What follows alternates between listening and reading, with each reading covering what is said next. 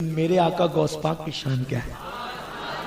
حضور غوث الاعظم دستگیر فرماتے ہیں کہ جو میرا مرید ہے، مرید مطلب میرے طریق پہ چلنے والا، مجھ سے محبت کرنے والا، اللہ نے مجھ سے وعدہ کیا ہے کہ میرا مرید توبہ کے بغیر نہیں مرے گا اور اس کا خاتمہ ایمان پر ہوگا۔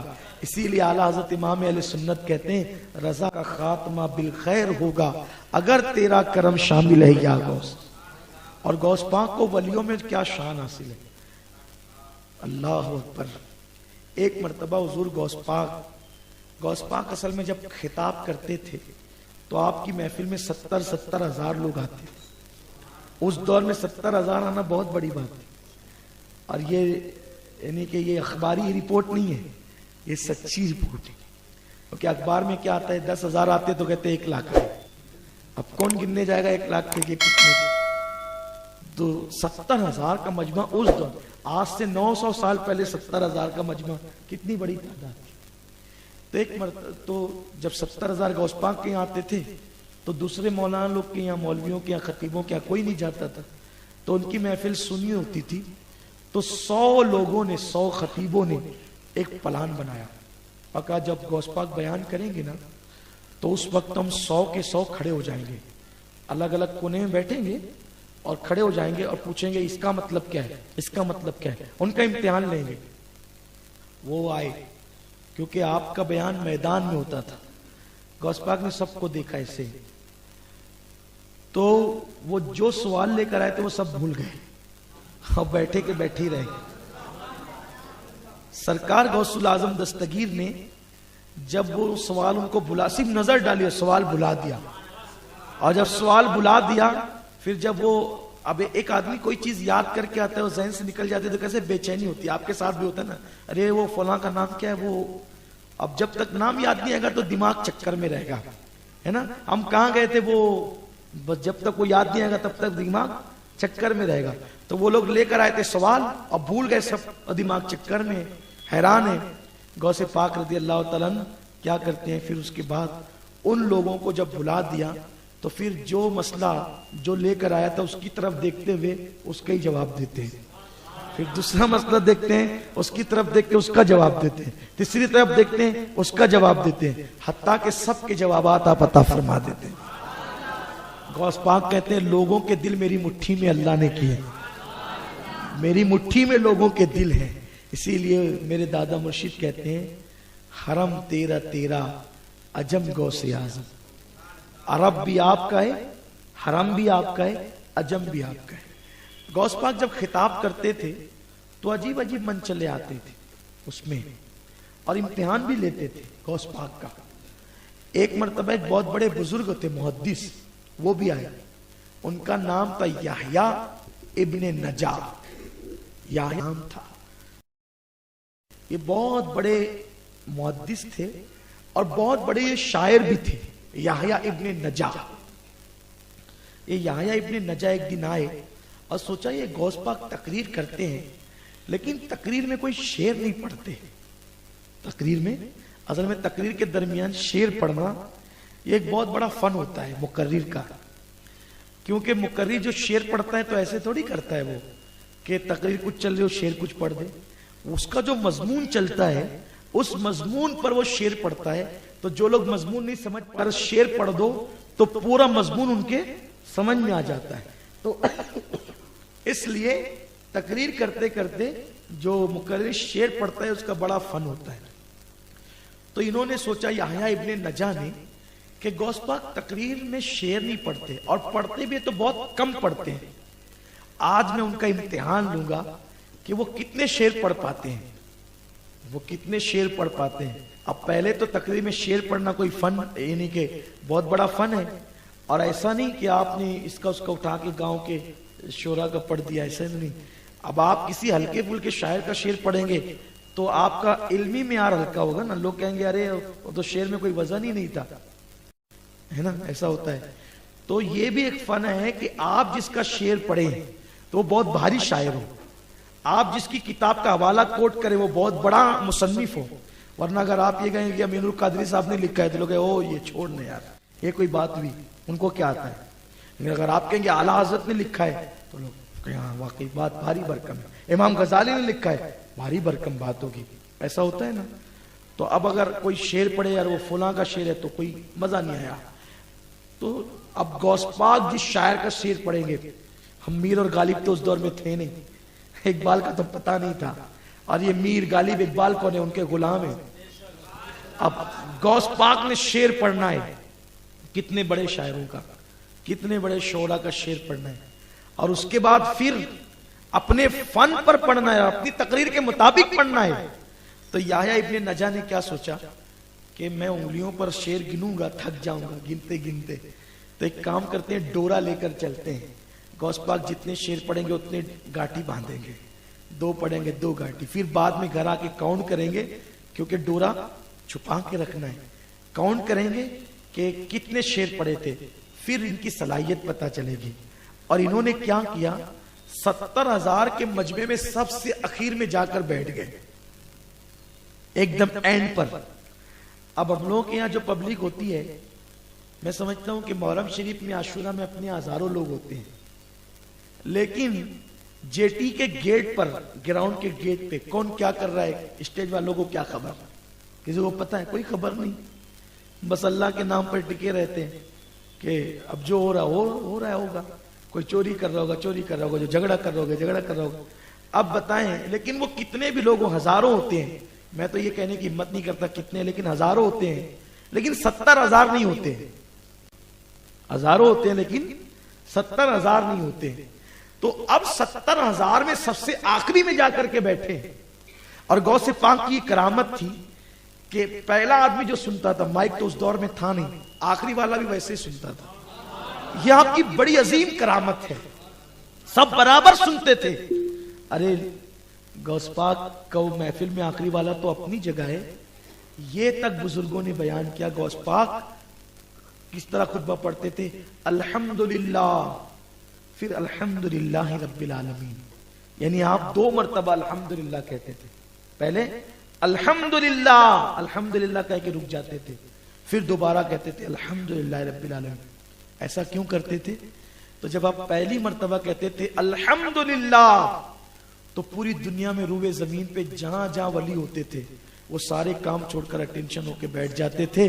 اب غوث پاک کا خطاب شروع ہو گیا ہے، یعنی جو سامعین ہوتے تھے 70,000، وہ تو اپنی جگہ، پوری دنیا کے ولی، غوث پاک کا خطاب۔ آج لوگ ٹی وی پہ تقریر کر کے بہت اتراتے ہیں، ہم پوری دنیا میں دیکھے جا رہے ہیں، انٹرنیٹ پہ ہم پوری دنیا میں، ارے تو آج ہے، میرے غوث نے تو اپنے دور میں پوری دنیا میں آواز پہنچایا، اور ایسا غوث اپنا پیر ہے، پیر۔ غوث پاک کہتے ہیں میرے مرید گھبرانا مت، تو کمزور ہے تو کیا ہوا، تیرا پیر عبد القادر طاقتور ہے۔ اور غوث پاک کہتے ہیں مصیبت آئے نا تو میرا نام لیا کرو مصیبت میں، اور میرے وسیلے سے دعا کیا کرو، جو میرا نام لے کر دعا کرتا ہے میں ضمانت دیتا ہوں اللہ اس کی مشکلوں کو آسان کر دیتا ہے۔ تو سرکار غوث پاک کا خطاب جنات بھی سننے آتے، سرکار غوث العظم دستگیر کا خطاب سننے کے لیے کوہ قاف سے لوگ آتے۔ کوہ قاف کیا ہے؟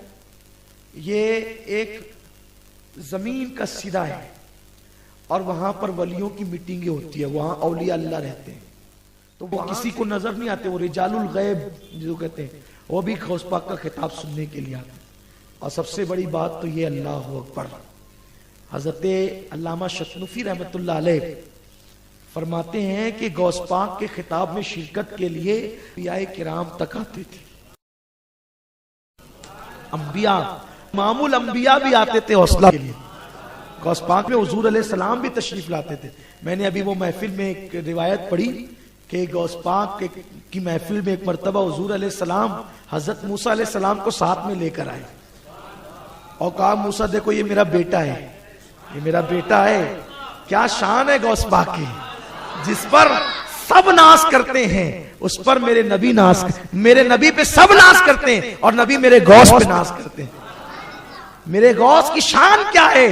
ارے ان کا دامن پکڑ لو سب کا دامن مل جائے، ان سے نسبت استوار کرو، ان سے محبت کرو، ان سے پیار کرو، ان سے عقیدت رکھو۔ اگر گھر میں مصیبتیں ہیں، سحر ہے، جادو ہے، تکلیف ہے، کوئی تکلیف ہو، ہر 11ویں کو فاتحہ کراؤ، فقیر سے گارنٹی لے کر کے جاؤ، نئی تکلیفیں دور ہو جائے پھر بھی مجھے آپ آ کر کے کہیے، میں آپ کو غلامی لکھ دوں گا۔ اگر اخلاص کے ساتھ آپ کے گھر میں ہر 11 کو فاتحہ ہوئی، اور چھٹی میں غریب نواز کے نام سے چھٹی اور 11 لازم پکڑ لو فاتحہ، لیکن دل سے، شیرنی کھانے کی نیت سے نہیں، غوث پاک کو راضی کرنے کے لیے، ان کے نانا جان کو، رسول پاک کو راضی کرنے کے لیے۔ پھر دیکھو، اور بچوں کو لے کر کے بیٹھو اور غوث پاک کے وسیلے سے دعا کرو، ہر مشکل آسان ہوگی، ہر مشکل آسان ہوگی، کیونکہ غوث پاک نے کہا ہے نا، میرے نام لے کر کے دعا کرو، اللہ تمہاری ہر مشکل آسان کرے گا۔ اور غوث پاک نے کیا کہا پتہ ہے آپ کو؟ سرکار غوث پاک فرماتے ہیں، اگر کسی نے مشکل میں میرا نام لیا سچے دل سے اور اس کی مشکل آسان نہیں ہوئی، تو قیامت کے دن وہ میرا دامن پکڑ سکتا ہے کہ میری مشکل، اور ایسا ہو نہیں سکتا۔ کیوں نہیں ہو سکتا؟ ارے جس نے دین کی مشکل آسان کی، غوث پاک کو محی الدین کہتے ہیں نا۔ کیوں کہتے ہیں محی الدین؟ اس لیے کہ دین مرنے کے قریب تھا، آپ نے اس کو ہاتھ پکڑ کے سہارا دیا، دین زندہ ہو گیا، اسی دن سے لوگ آپ کو محی الدین کہنے لگے۔ یہ غوث پاک کی شان ہے۔ تو غوث پاک کو مصیبت میں یاد کیا کرو۔ حضرت کسی کا وہ شعر ہے نا کہ، بلکہ میرے دادا مرشد حضور مفتی اعظم کا شعر ہے، کہاں ہم نے یا غوث اگسنی تو جس دم، کہاں ہم نے یا غوث اگسنی تو جس دم، ہر آئی مصیبت ٹلی غوث اعظم، ہمارا بھی بیڑا لگا دو کنارے، تمہیں نا خدائی ملی غوث اعظم، جو ڈوبی تھی کشتی وہ دم میں نکالی، تمہیں ایسی قدرت ملی غوث اعظم۔ لوگوں کسی کی بات مت سنو، ان سے اپنا رشتہ جوڑ۔ لوگ کہتے ہیں ولیوں سے کیا ملتا ہے؟ ارے جڑ کے دیکھ کیا ملتا ہے۔ کوئی کہے آم کھانے سے کیا ملتا ہے؟ ارے آم کی لذت تو چکھ، پھر پتا چلے گا کہ آم کھانے سے کیا ملتا ہے۔ اس کی لذت تو، جو اس کا ٹیسٹ پتا چلے گا تو پتا چلے گا کیسا لذیذ ہوتا ہے۔ تو ولیوں کی محبت کی برکتیں کب ملے گی؟ جب تم ان سے جڑو۔ جڑنے کا یہ مطلب نہیں کہ بس یوں ہی نام لے لیا، نہیں، بلکہ بزرگوں نے تو یہاں تک فرمایا، جو غوث پاک کا نام ناپاکی میں لیتا ہے ابھی بھی اس کو نقصان ہوتا ہے۔ ناپاکی میں بزرگوں نے فرمایا، جب ہمارے یہاں مجلسیں پڑھی جاتی، یہ غوث پاک کی محبت ہم لوگوں کو جو ہے وہ مدرسوں سے اور مولانا لوگ اور کسی کا پیر صاحب لوگ کا واعظ سن کر کے نہیں ملی۔ ہمارے گھر میں برسوں سے غوث پاک کی 11 دن کی مجلس پڑھی جاتی تھی۔ تو میری دادی مرحومہ وہ مجلس پڑھتے تھے، اور وہ مجلس پڑھ کر اس پہ غوث پاک کی زندگی بیان کرتے تھے، اس پہ تقریر کرتے تھے، سمجھاتے تھے۔ قاری صاحب بھی آتے تھے، اس میں ہمارا بچپنا تھا۔ تو ہم کو بچپنے سے غوث پاک کی محبت پلائی گئی ہے۔ غوث پاک رضی اللہ تعالیٰ کی محبت ہمارے گھر کے لوگوں نے ہمارے دلوں میں ڈالا ہے، اور اب وہ جیسے جیسے علم کے قریب ہوتے جائے ویسے ویسے بڑھتی چلی گئی۔ مجلس میں جو 11 مجلس ہے نا، اس میں لکھا ہوا ہے کہ پہلے جو غوث پاک کا نام ناپاکی میں لیتا تھا وہ مر جاتا تھا۔ حضور علیہ السلام نے کہا عبد القادر میری امت پر رحم کرو، ایسا مت کرو۔ تو غوث پاک نے کہا کہ ٹھیک ہے نانا جان آپ فرماتے ہیں، تو اب میرا نام ناپاکی میں لینے والا مرے گا نہیں، لیکن اس کو نقصان ضرور پہنچے گا۔ تو غوث پاک کی شان یہ، غوث پاک کے نام کی اتنی برکتیں ہیں کہ جو غوث پاک کا نام پڑھے گا، یا شیخ عبد القادر جیلانی، فرمایا گیا کہ یہ وظیفہ پڑھتے پڑھتے اللہ نے لوگوں کو ولایت عطا فرمائی، لوگ ولی بن گئے ان کا نام پڑھتے پڑھتے۔ اسی لیے کسی نے کہا ہے نا کہ یا غوث کہتے کہتے ہو جاتے ہیں غوث، خواجگی مل جاتی ہے خواجہ کا دم بھر کے تو دیکھ۔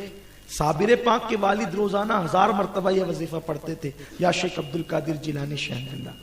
اور آپ کو بھی کوئی مشکل آئے تو روزانہ 111 مرتبہ یا شیخ عبد القادر جیلانی شہن اللہ پڑھ لیا کریں، انشاءاللہ ہر مشکل دور ہو جائے گی، ہر مصیبت آسان ہو جائے گی، ہر تکلیف دور ہو جائے گی الحمدللہ۔